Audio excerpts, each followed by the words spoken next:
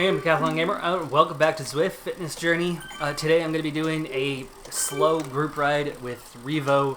It's mostly a female group, but it is open to both genders. And it's sub 1.5, so for me it's a casual ride, which is a good thing because I'm actually feeling a little under the weather at the moment. I rode really hard a couple days ago.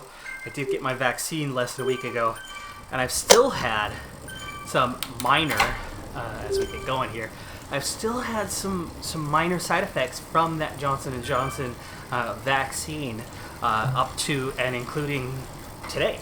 So it's been slightly less than ideal as we go to kick off this ride. So anyway, just looking to hang out with the group and get a casual ride in for about half an hour, and that should make life a little easier to get through this one. But what we're here for is Cycling's March Madness. If you haven't seen the last episode and you want to know who's in the field and the layout of the tournament, do check out that last episode for that information. But today, we get the first round underway. We're going to get 2 regions completed. First, the current era of riders, head-to-head, comparatively with one another. And then the all-time greats, top 16, compared head-to-head, one another. So let's get going with that tournament. Without further ado, the 1 versus 16 seed. We open the first round with the current group of riders, and we start with the 1-16 matchup. This is supposed to be the easiest one, but you're going to quickly see that this actually isn't going to be an easy selection. The number 1 seed is Primoz Roglic, the reigning UCI World Ranking number 1 man for 2 seasons running, leading the Pro Cycling Stats rankings as the number 1. Up against the 16 seed of Chloe Dyger. Chloe Dyger already winning a play-in round. Roglic at 31, the veteran. Dyger at 24, a rookie on the World Tour. First year actually at the World Tour level this year, and that's 2021. Again, all things point to this should be an easy one. Well, here's the thing about Roglic. While he's had 2 years as the reigning number 1 champion, 2016, which already put him in his late 20s at that point, he was ranked 114th. Finally, he begins to emerge in 2017 as a significant rider in the peloton. 17th was his ranking then. 8th in 2018 before 2 years running as the number 1 rider. His resume? Oh, certainly not bad, but it's not indicative of a typical number 1 seed. 2 Vuelta España championships in 2019 and 2020, his last 2 years running. He's won the Tour de Romandie twice, 5 stages at La Vuelta in total. He has won a monument in Liège-Bastogne-Liège. He won Tirreno Adriatico in 2019, 3 stages at the Tour de France, and of course was agonizingly close to claiming the Tour de France last year. He won the UAE Tour.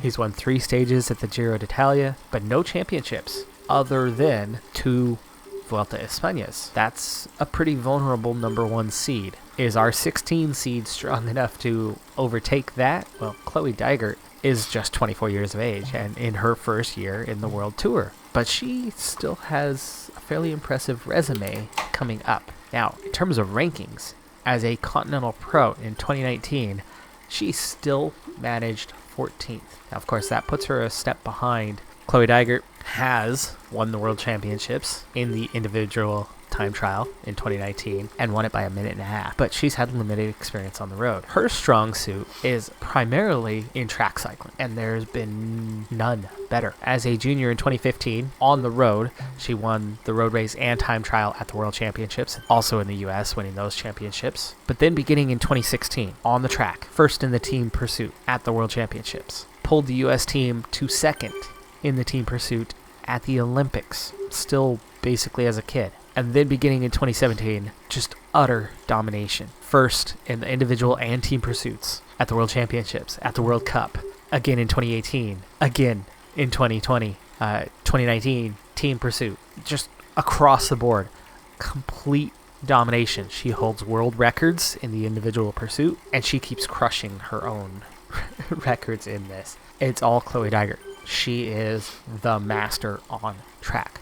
10 championships. 10. Plus 3 championships on the road. One of those, a world championship. Rainbow bands for Chloe Dyger in the individual time trial in 2019. Roglic doesn't have anything like that. As dominant as he's been the last couple of years, all he's actually managed to do is win La Vuelta. Roglic he's already 31 years of age, and his resume is actually fairly limited. And at 24 years of age, Chloe Dyger has already accomplished so much, especially when you take the track into account. Road alone, Roglic wins this. But when you add in the track, Dyger is as dominant as anyone's ever been in that discipline, even though she is still so young. Surprise, surprise, right off the bat, in a 116 matchup, the 16 seed is going to move on. I give this win to Chloe Dyger. Teammates in real life opponents today. In the 8-9 matchup, we have Egon Bernal against Richard Carapaz. Both still fairly young, both still peaking towards becoming great riders. Bernal, at 24 years of age, has already won the Tour de France in 2019, Tour de Suisse, Paris-Nice, Amgen Tour of California. Still a fairly short resume. 17 total wins, 3 Grand Tour victories, 3 Classic victories. So far in 2021, second in the rankings. It was 5th in 2019, the year he won the Tour de France. Certainly a rider that's in form. Certainly a rider that has been impressive, but has been a little hit and miss. Still growing, still developing. In terms of Richard Carapaz, at 27 years of age, he's a bit senior. He's been on the scene certainly longer. He won the Giro d'Italia 2019, same year that Bernal claimed his victory at the Tour. And of course, the Tour de France, is more prestigious than the Giro, so small edge, but they're both coming from the same year. 3 stages total for him, but then that's kind of the end of the list. Bernal, 17 career wins. At 27, Carapaz, only 9. 6 of those coming at the Grand Tours, but only 9 career victories. Only a single classic. His highest career ranking, 10th in 2020. Though Carapaz certainly is a good rider, Bernal, a little bit better. Bernal on to the next round. The 5-12 match sees Chris Froome take on Mariana Vos. Froome and Vos, both veterans, mid-30s, with a great resume, but declining form. In Froome's case, it's been declining a little bit longer. He has actually never had a season as the number 1 ranked rider, according to Pro Cycling Stats. He was 11th in 2012, 4th in 2013, 2015, 2nd in 2016, his highest finish, and 3rd in 2017. The fade begins in 2018, where he only manages 17th, and then outside of the top 600 since that time. But on his resume, 4 Tour de France titles, 13, 15, 16, and 17, so 3 in a row. 2 Vuelta Españas, a Giro d'Italia in 2018. He did claim, not in the same season, but he did claim the 3 in a row, all 3 Grand Tours. A feat not done often. I don't remember the numbers on who has all accomplished that, but it's a very short, prestigious list. 3 Dauphinés, 2 Tour of Omans. It's an impressive track record. GC through and through. Also a strong time trialist. He's been so impressive in his time. His relentlessness. Of course, he had the backing of the strongest team, but he won. And he won. And he won. All-time ranking, 39th. Mariana Vos, more of a sprinter, but a plentiful track record. 231 wins in her career. 36 classics to her name. Rankings dating way back to her second year as a pro, 2006. 3rd. Following year, 1st. 2nd. 1st. Yeah. From 2007 all the way to 2012. Utterly dominant. And then as the domination fades, 2nd, 3rd, 2nd. Until finally fading over the last couple years. 2020, 7th. Yeah, she's done that. It's a lot of wins. That's a lot of points. And for a 12 seed, this is going to be tough for Chris Froome. 3 world championships, all on the road. 2006, 12, and 13. 5 Flesh Wallons, 3 Tour of Norways, 28 stages of the Giro d'Italia. Alfredo Binda, 4 titles. Olympic Games, road race, yeah, she got a gold there too, 2012. So crazy impressive. But the key highlight, 4 championships, 3 World Championships, 1 Olympic, 2 stages on the Tour de France. Lots of wins. Realistically, you're looking at 4 of those being the key races of her career. Back to Froome for a second. Ranking, yeah, not quite as good. Vos, all-time number 1 on the women's side. Chris Froome, really difficult resume to beat. No World Championships. Where do you draw the line on that one? What's more impressive? A single one-day race with 4 victories to it. Super prestigious, yes. That's 4 days of racing. I think the Tour de France is a bit more prestigious than the Worlds are. 4 there, 2 Espagnas, and a Giro.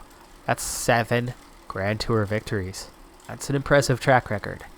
The best resume of anyone currently, so it's going to be tough to beat a Chris Froome. And with that, even though Vos is a fantastic challenger and maybe criminally underrated in terms of the rankings, it's Chris Froome on to the next round.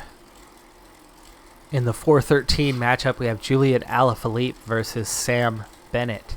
Philippe, 28 years of age, Bennett 30, so similar in terms of rankings. Philippe, 2015 is where he really starts to emerge on the scene, coming up into 41st, 26th a year later, 39th in 2017, and then finally in 2018, 4th, 2nd, 11th in 2020. He was a bit off last year. So far this year seems to be back in form and is currently ranked 6th.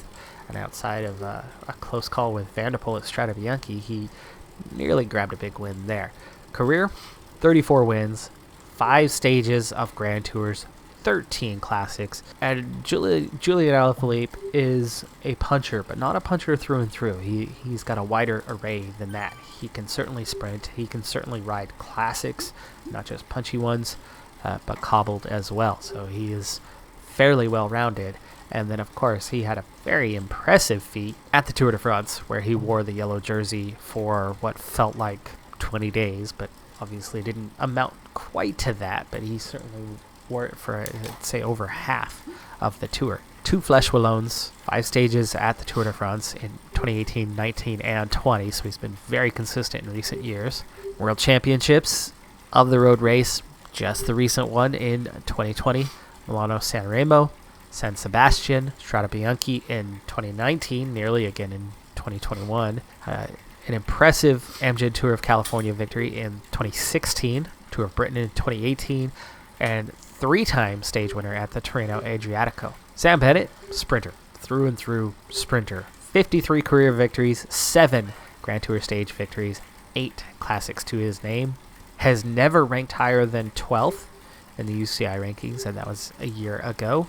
9 stages at the Presidential Tour of Turkey, 3 stages at the Giro d'Italia, all in 2018, 3 at the Vuelta a España over the last 2 years, 5 at Paris-Nice, including this year, 2 stages at the Tour de France, both in 2020, along with the points classification, the green jersey. That's his big claim. 1 green jersey, 53 wins.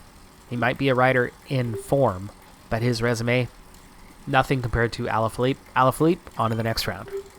6-11 matchup brings up Mathieu van der Poel against first round winner of Peter Sagan, the play-in round. Van der Poel, 26 years of age, Sagan 31. We've got a still up-and-coming rider versus somebody who is starting to dip in form. Van der Poel was not a road cyclist. We need to take into account his cyclocross records when we make this comparison, as he is arguably the best of cyclocross. He had limited road experience early in his career while being a cyclocross rider first and foremost. So on the road, in 2018, he was still only 150th. Finally going to a full-time road program beginning in 2019, immediately jumps to 18th in the world rankings. Takes it another step further in 2020, going to 8th. And so far in 2021, sits 4th in the rankings already with as many points as he accumulated back in 2018. And of course, it's only March. On the road, Vanderpool Tour of Britain winner in 2019, Strade Bianche 2021. Incredibly impressive solo ride on that one. Amstel Gold Race 2019, very, very memorable. One of the all-time that actually appears on this competition elsewhere. Bink Bank Tour victor in 2020, Ronde van Vlaanderen, Tour of Flanders in 2020, Dwars door Vlaanderen in 2019. Classics, definitely his strong suit. Still a short resume at this point, though. Peter Sagan, at 31 years of age, very much at the sunset of his career, at least of his dominance. Still impressive, though. Number 1 in the rankings in 2013, 3rd in 2015, 1st again in 2016, 2nd in 17 and 18, and beginning to slip, 10th in 2019, 17th in 2020. 114 career wins, 14 Grand Tour stages, 29 Classics victories, 7 stages of Tirreno Adriatico, Paris-Roubaix in 2018, Ronde van Vlaanderen in 2016, 17 stages, which is a clear record in the Amgen Tour of California, 7 points jerseys at the Tour de France, 17 stage victories at the Tour de Suisse, 3 Gent-Wevelgems, 12 stages of the Tour de France, 3 World Championships to his name in 15, 16, and 17. As impressive as Sagan has been on the road, Vanderpool has been even more impressive in multiple disciplines. He's been impressive on the road, but obviously a step below Sagan.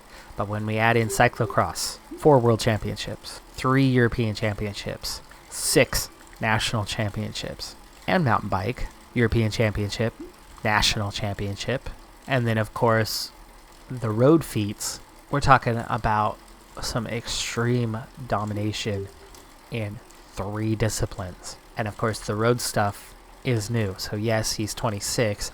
He got a little bit of a late start just going over the last 3 years. But Mathieu van der Poel is, like Peter Sagan, multifaceted. Sagan is very special in that. But if we're going off of what can break this tie, because they both have very impressive resumes, and it's going to be really hard to beat all those green jerseys that Sagan has won. Van der Poel, based on form, based on current, if they raced each other right now, Van der Poel's going to win. And at 31 years of age, Sagan shouldn't be fading that much, but he is. He's definitely not what he was. And now, well, both of them, neither is a pure sprinter. They both get a lot of wins through sprint. Van der Poel beats Sagan probably 9 times out of 10. And while Sagan has a great track record, I think Van der Poel is going to eclipse that probably by the time he's 31, or similarly match that. World Championships for both in numerous quantity. This honestly could go both ways, but I don't think I can deny the potential of a second round matchup, and you'll see what I'm talking about in a moment. But Mathieu van der Poel just edging out Peter Sagan. 3:14 matchup brings Wout van Aert against Dylan Groenewegen. Ranked 3rd in the world 2 years running, including the current 2021 year.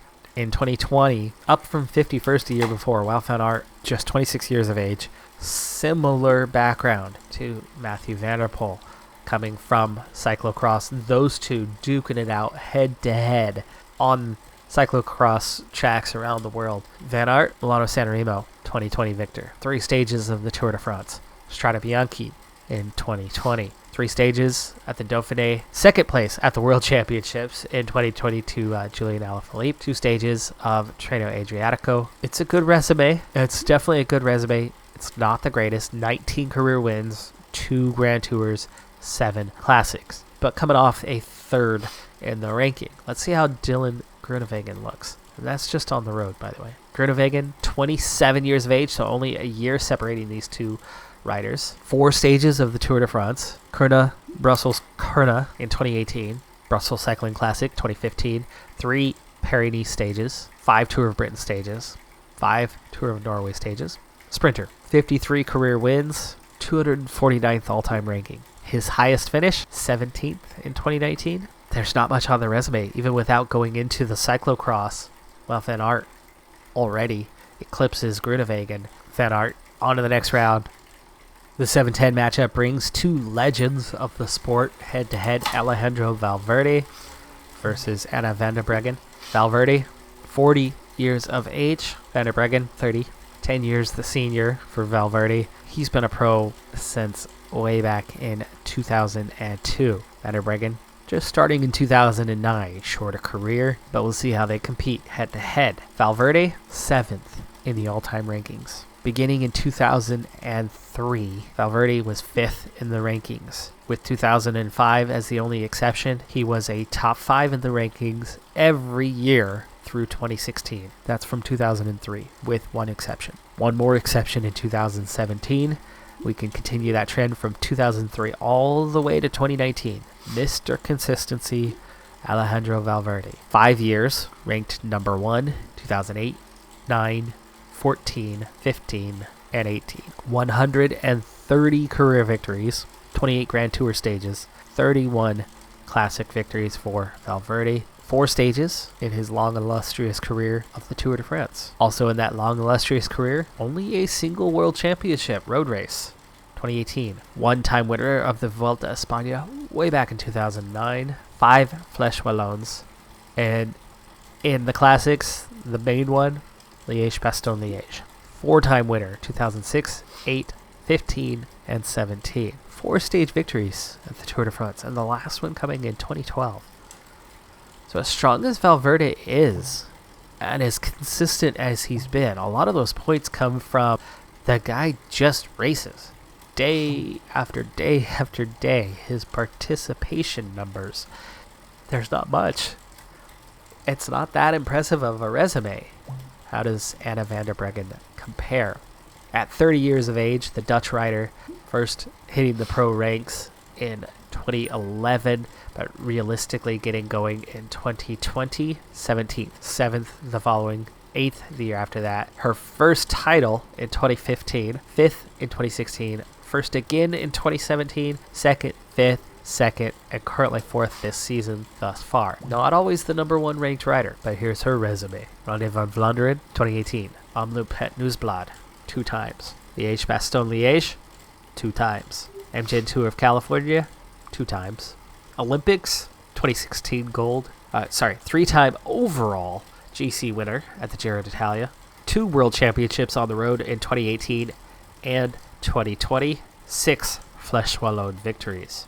There's not a rider as dominant as her. And again, Valverde, Mr. Consistency, been around, scored lots and lots of points. He hasn't won much. Vanderbreggen has done so and has done it in impressive fashion multiple times. Anna Vanderbreggen takes the win, moves on to the next round. In the 2:15 matchup, Tadej Pogačar, I always have the hardest time saying his name. Tadej Pogačar, 22 years of age, super young, but already very, very talented. Up against 15 seed, 30-year-old Thibaut Pinot, so huge difference in the age of these two riders. But let's see how their resumes compare. Tadej just coming onto the scene, 2019 already 13th in the rankings. In 2020, 2nd, hence the seed. And so far in 2021, current leader of the rankings. All time, he's only 478th, but he is so early in his career. In terms of the rankings, Pinot compares like this. 178th all time, so he still hasn't done that much in terms of overall, even though he's 30 years of age. His UCI ranking, 41st. Pro Cycling Stats ranking, 67th. He's been big on the scene since about 2011-ish. 73rd, 87th a year later, 57th, 29th in 2014, finally cracking the top 10 in 2015 in 9th, and then falls off in 2016, 28, 14, finally cracks the top 10 a second time in 2018, 7th, and then he's been outside of the top 25 ever since. Pinot might have the hopes and dreams of the French riding on his shoulders, but there's a lot of pressure there, and he hasn't ever lived up to. He's a climber primarily. He does have an Il Lombardia victory in 2018. In the Tour de France over the last decade, he's actually only won 3 stages, 2012, 15, and then in 19. 2 stages at the Vuelta a España, both in 2018. Milano-Torino in 2018, and that's about it on the resume. In his long career, he's only amassed an Il Lombardia victory, 3 Tour de France stage victories, 2 Vuelta a España, and the rest are all minor. Pogacar won the Tour de France in 2020. Already won Tirreno Adriatico this year, just completing that race. 3 stages of the Tour de France, all in 2020. The Amgen Tour of California, UAE Tour this year, again already. 3-stage victories at the Vuelta a España in 2019. In 2020, he even won the King of the Mountains jersey here in the 2020 edition, and took 3rd at the Vuelta a España in 2019. Incredibly impressive for such a young rider. The 22-year-old already has easily eclipsed what Pinot has done in a full decade of riding. Pogacar, on to the next round. Alright folks, well that concludes my easy ride for today. Hopefully I was able to cram in all 32 competitors in those 16 matchups that we got through today. Obviously, through editing I made that happen, but it was a good one. It was an exciting one. Next time, we'll be covering the other half of the bracket, the other 2 regions, where we go through the great races and the great moments all the time in the history of cycling. This was an easy ride. Felt good to have an easy ride. I actually had a really hard time staying back with the group. I really slowed down for a while, let them catch up, and immediately rode away and never rode hard. So it was nice to have an easy ride for a change. Good for the recovery, good for not feeling terribly well today. Still managed a decent sweat at least, and got to enjoy the community for a little bit. I'm Decathlon Gamer, thanks for tuning in. Be sure to hit that like button. I'll see you next time as we continue cycling's March Madness and Zwift, my fitness journey. Have a good one, be safe out there, and bye for now.